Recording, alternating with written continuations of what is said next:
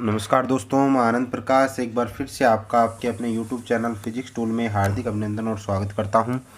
आशा करता हूं हमारी टीम द्वारा अपलोड किए गए वीडियो आपको लगातार पसंद आ रहे होंगे और आप उन्हें भली भांति देख भी रहे होंगे। इसी आशा और कामना के साथ मैं एक बार फिर से आपके सामने प्रस्तुत हुआ हूँ और एक नया वीडियो लेकर के आपके सामने हाजिर हुआ हूँ। ठीक है, और ये कोशिश करूँगा कि आपको जो हमारे द्वारा वीडियो बनाए जा रहे हैं वो लगातार पसंद आ रहे होंगे और आप उन्हें भली भांति समझ भी रहे होंगे। और यदि आप अध्ययन करते हो साथ साथ में तो इसका भरपूर फ़ायदा बच्चों आपको मिलेगा। ठीक है, इससे पहले 56 भाग इसके बना चुके हैं। आज 57वां पार्ट लेकर के मैं आपके सामने प्रस्तुत हूँ। अंतःस्रावी ग्रंथियाँ आपने पढ़ रहे हैं, अंतःस्रावी ग्रंथियों का अध्ययन कर रहे हैं। पीयूष ग्रंथि, पीनियल ग्रंथि, कुछ ग्रंथियाँ पढ़ चुके हैं और कुछ एक ग्रंथि आपने पढ़नी बाकी है। चैप्टर समाप्ति की तरफ चल रहा है, बहुत ही महत्वपूर्ण चैप्टर है। चैप्टर कुछ बड़ा है इसलिए इसके भाग भी कुछ ज़्यादा बने हैं, वीडियो इसके ज़्यादा बने हैं। सबसे ज़्यादा नंबर का आपकी बुक में ये चैप्टर है बच्चों। ठीक है, तो देखो अपने अंतःस्रावी ग्रंथियों में आज अध्ययन करेंगे पैराथायराइड ग्रंथि का। 5 नंबर ग्रंथि पढ़ रहे हैं अपने पैराथायराइड ग्रंथि। पैराथायराइड ग्रंथि, इस ग्रंथि का आज अपने अध्ययन करने जा रहे हैं। 5 नंबर ग्रंथि है पैराथायराइड ग्रंथि। देखो बच्चों इसमें क्या क्या चीज़ है। तो ये थायराइड ग्रंथि के पृष्ठ भाग में धसी रहती है कि या की तरफ धसी रहती है, जो मटर के दाने के आकार की होती है और संख्या में 4 होती है। संख्या में कितनी होती है? 4 होती है। ठीक है, मटर के दाने के आकार के समान होती है और संख्या में होती है 4। ठीक है ना, तो देखो लिख देता हूँ। यह ग्रंथि थायराइड ग्रंथि के यह ग्रंथि थायराइड ग्रंथि के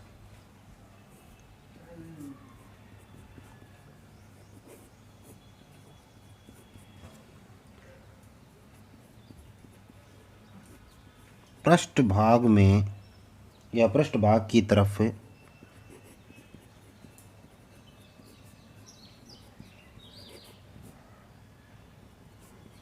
धसी रहती है, जो मटर के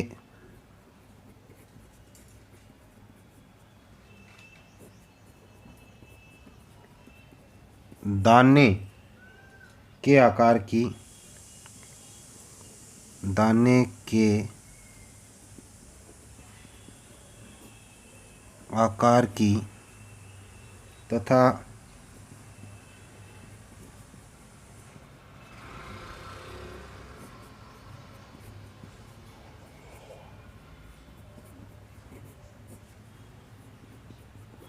संख्या में 4 होती है। संख्या में कितनी होती है? 4 होती है। फिर अगला देखो, यह ग्रंथि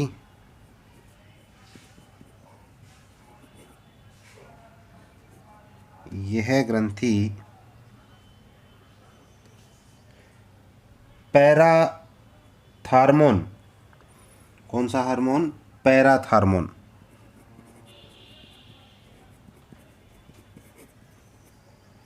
पैराथार्मोन हार्मोन स्रावित करती है। देखो बच्चों इंपॉर्टेंट क्वेश्चन है, कौन सी ग्रंथि कौन सा हार्मोन स्रावित करती है? आपको भी पता चलता होगा ऐसा तो कुछ। और कितनी इनकी संख्या है, कहाँ ये सिचुएटेड होती है, कंडीशन क्या है वो भी है। पैराथार्मोन हार्मोन स्रावित करती है, हार्मोन स्रावित करती है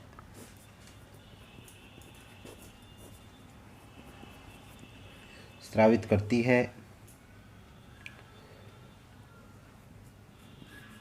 यह हार्मोन पैराथार्मोन, ठीक है ना, इसी की बात चल रही है। यह हार्मोन शरीर में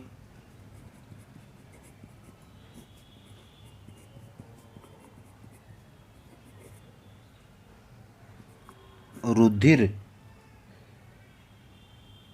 में कैल्शियम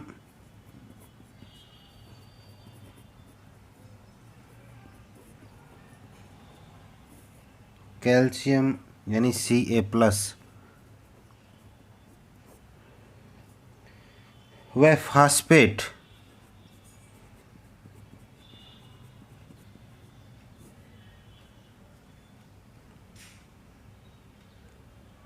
के स्तरों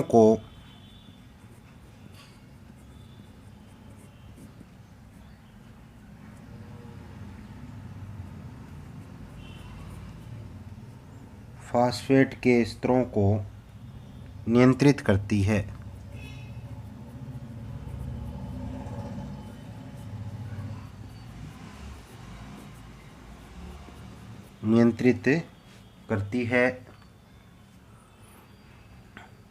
आगे देखो, जो कि इसके साथ साथ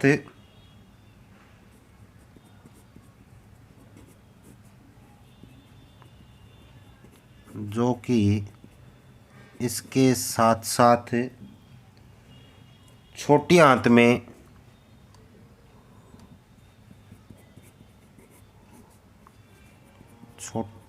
में Ca के यानी कैल्शियम Ca के अवशोषण व वृक्क में Ca के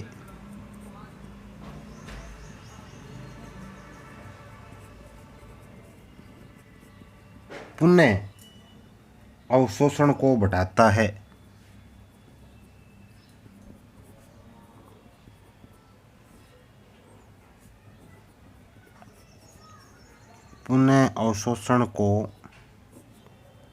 बढ़ाता है।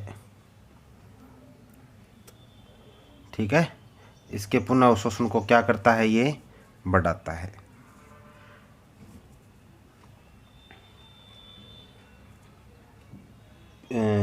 Ca के अवशोषण व वृक्क में Ca के पुनः अवशोषण को बढ़ाता है। ठीक है, आगे देखो, इस हार्मोन की कमी से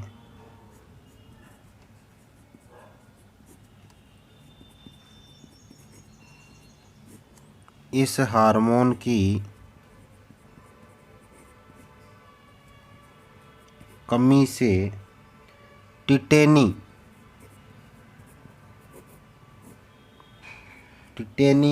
नामक रोग हो जाता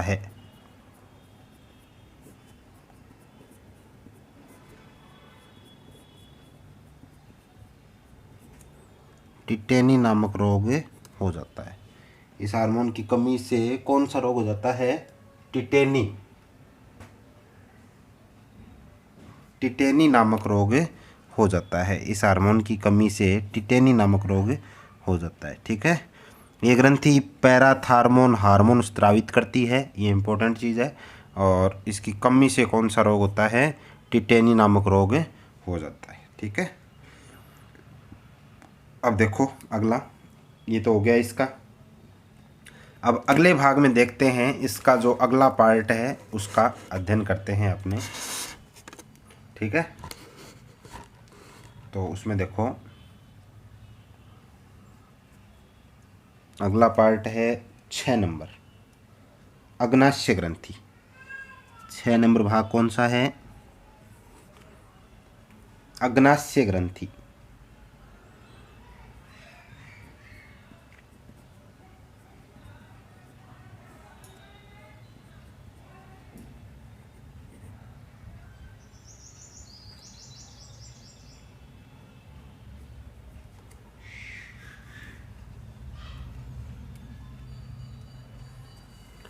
अग्नाशय ग्रंथि, इसको देखो, यह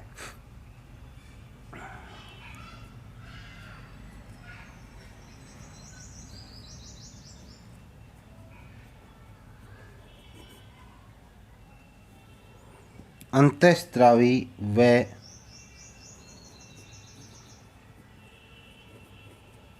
बहिर्स्रावी दोनों के रूप में कार्य करती है।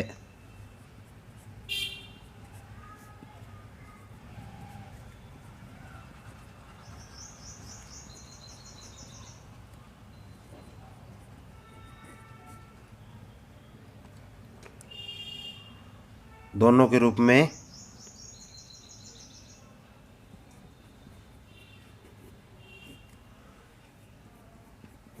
कार्य करती है।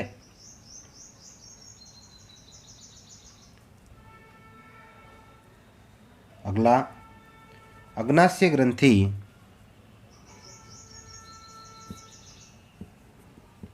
यह ग्रंथि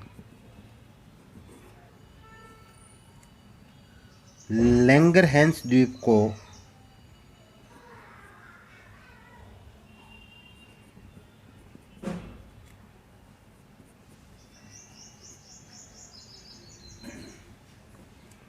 लैंगरहैंस द्वीप को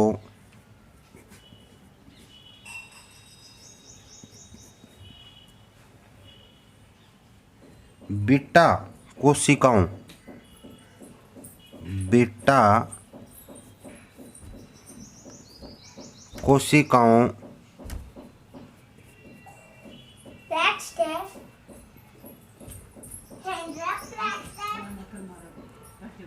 बीटा कोशिकाओं से इंसुलिन हार्मोन को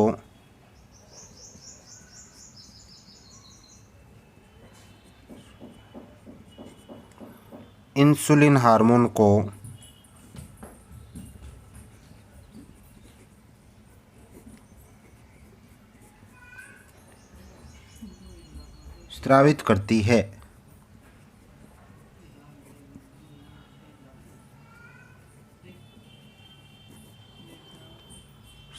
करती है। इंसुलिन हार्मोन को क्या करती है? स्रावित। ध्यान देना, यह ग्रंथि लैंगरहैंस द्वीप को बीटा कोशिकाओं से इंसुलिन हार्मोन स्रावित करती है। ठीक है ना, इंसुलिन हार्मोन स्रावित करती है तथा कोशिकाओं के द्वारा वह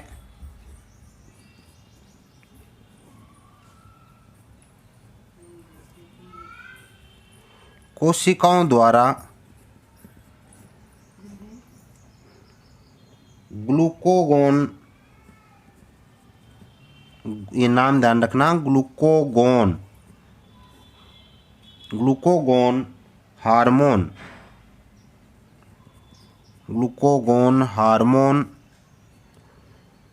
यानी एल्फा, इसका नाम क्या है?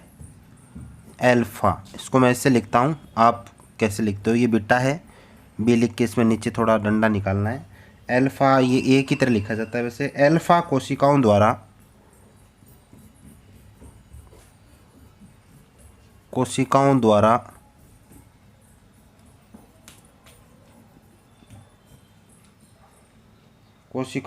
स्रावित होता है।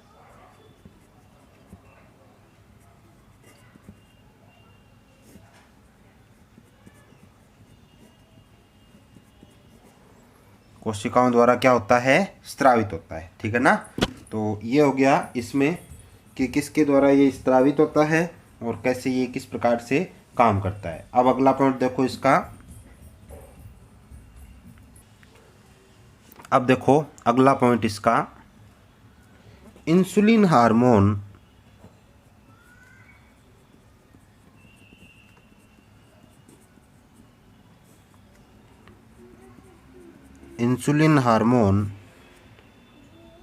रक्त में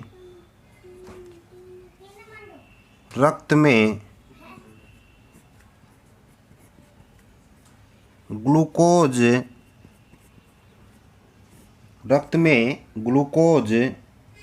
को ग्लाइकोजन में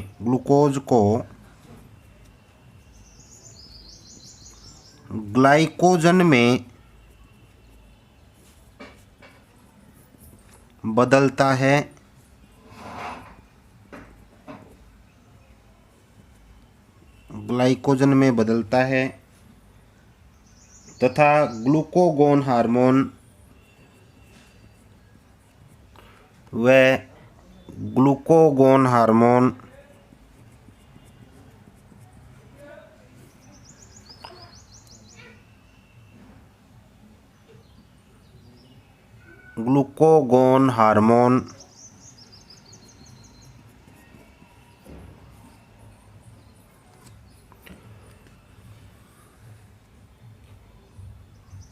ग्लाइकोजन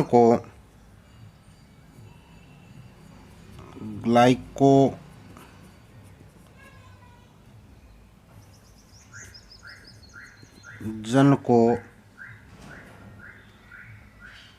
ग्लूकोज में बदलता है, ग्लाइकोजन को ग्लूकोज में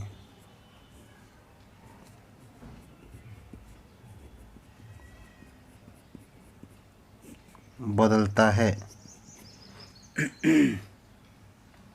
ग्लूकोज में बदलता है। इस प्रकार ये दोनों हार्मोन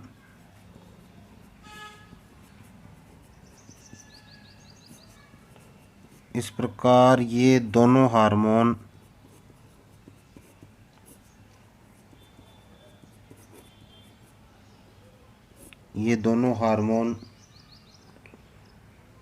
मिलकर रक्त में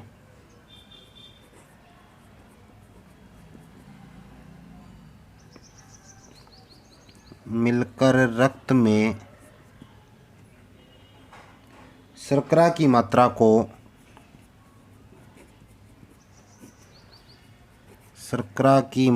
को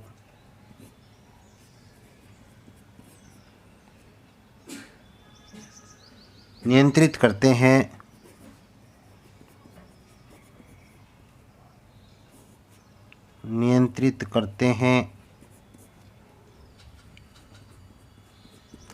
शर्करा की मात्रा को क्या करते हैं, कंट्रोल करते हैं, यानी नियंत्रित करते हैं। अगला पॉइंट, अग्नाशय ग्रंथि से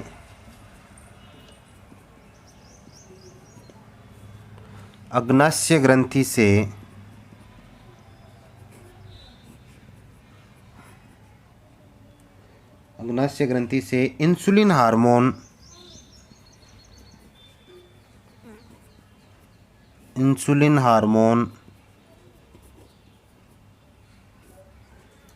अग्नाशय ग्रंथि से इंसुलिन हार्मोन कम स्रावित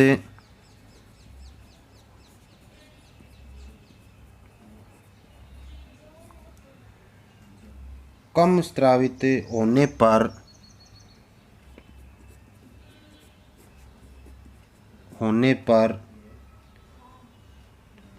रक्त में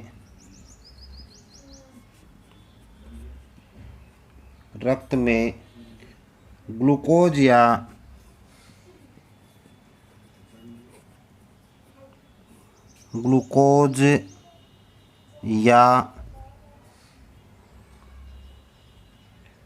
शर्करा की मात्रा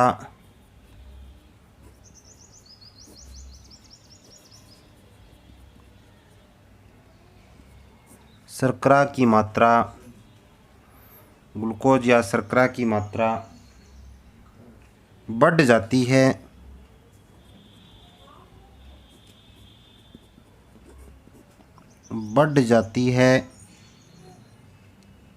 जिससे यह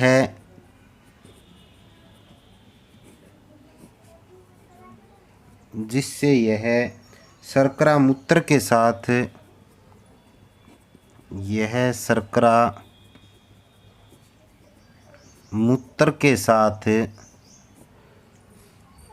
शरीर के बाहर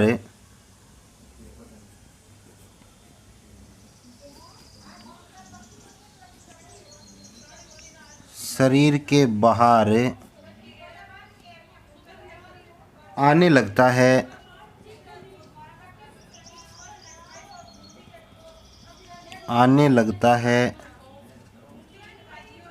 शरीर के बाहर आने लगता है, जिसे मधुमेह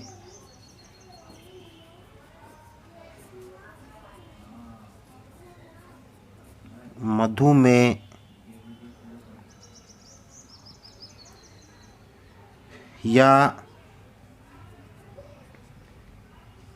डायबिटीज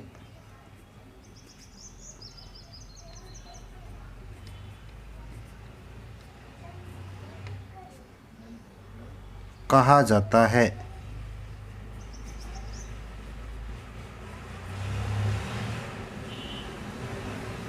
या डायबिटीज, जिसे मधुमेह या डायबिटीज कहा जाता है, ठीक है ना, जिसे मधुमेह या डायबिटीज कहा जाता है। तो ये भी इम्पोर्टेंट क्वेश्चन है, यानी शुगर जिसे अपने कहते हैं ना, शुगर रोग है ना, मधुमेह या डायबिटीज़ क्या है, वो है ये, वो प्रक्रिया समझाइए कि ये कैसे होता है। तो ये क्वेश्चन बन सकता है कि शुगर मधुमेह रोग क्या है समझाइए, डायबिटीज़ क्या है, तो ये पूरा पैराग्राफ आपको उसमें बता सकते हो। ठीक है, तो बहुत ही इंपॉर्टेंट अग्नाशय ग्रंथि का अध्ययन किया आपने।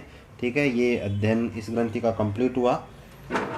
पहले पीनियल ग्रंथि, थायराइड ग्रंथि, पैराथायराइड ग्रंथि, अग्नाशय ग्रंथि, इन पीयूष ग्रंथि, कुछ ग्रंथियों का आपने अध्ययन कर चुके हैं, बहुत ही इंपॉर्टेंट ग्रंथियां हैं, और 6 ग्रंथियों का आपने अध्ययन कर चुके हैं बच्चों। इसके बाद में अगली वीडियो में 7वीं ग्रंथि का, अधिवृक्क ग्रंथि का आपने अध्ययन करेंगे और जानेंगे कि उसमें किस किस प्रकार से कौन कौन सी विशेषताएं पाई जाती है, कैसे वो काम करती है।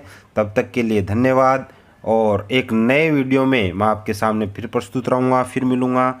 और आप घर पे रहिए, तैयारी करते रहिए, पढ़ते रहिए। वीडियो पसंद आता है तो लाइक ज़रूर कीजिए, और ज़्यादा से ज़्यादा आपके यूट्यूब चैनल को, आपके अपने यूट्यूब चैनल को शेयर कीजिए, और हमारे यूट्यूब चैनल को सब्सक्राइब करवाइए, ताकि हमारे काम करने का उत्साह लगातार इसी प्रकार से बना रहे, क्योंकि हम आपके लिए लगातार वीडियो प्रोवाइड करवा रहे हैं।